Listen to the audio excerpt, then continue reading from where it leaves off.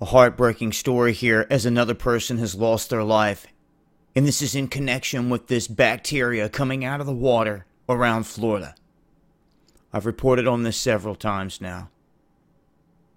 And it seems that this, whatever it is, floating around in the waters out here, is all of a sudden taking the lives of people quicker than it ever has in history that I have ever reported on. There was a little girl that got infected. Then there was a 70-some-year-old woman that had gotten infected and had died. Then we had a man get infected last week in his arm. He was lucky, treated it quickly, and was able to overcome it.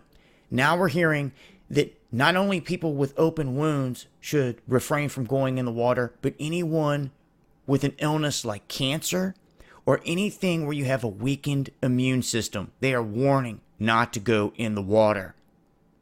Doing everything I can to play my part to get this information out there, and I thank those that share it because this helps save lives.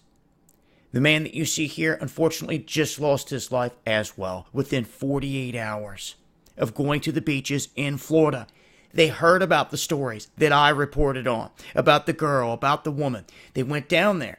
They made sure that their dad, this man here that just passed away, he did have cancer, but he was feeling great. They covered up all the wounds on his body, any little scratches, anything. They went swimming, had a blast. 4 o'clock the next morning, within 12 hours, he woke up with chills, with a fever, and they rushed him to the hospital. They took him to Memphis Hospital.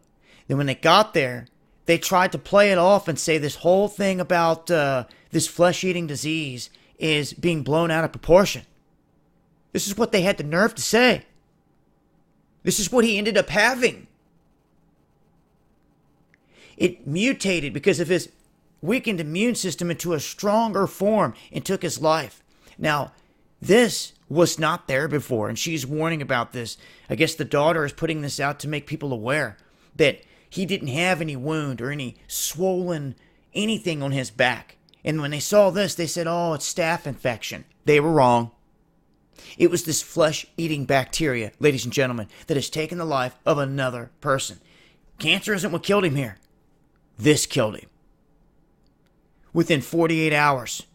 So a heads up to anyone out there that has a weakened immune system thinking about going down to Florida, you may want to rethink all this. And in terms of this whole situation, something seems up with this. I will leave a link. Make sure to follow me on Twitter and DLive for more. It's been Dabu7. Much love.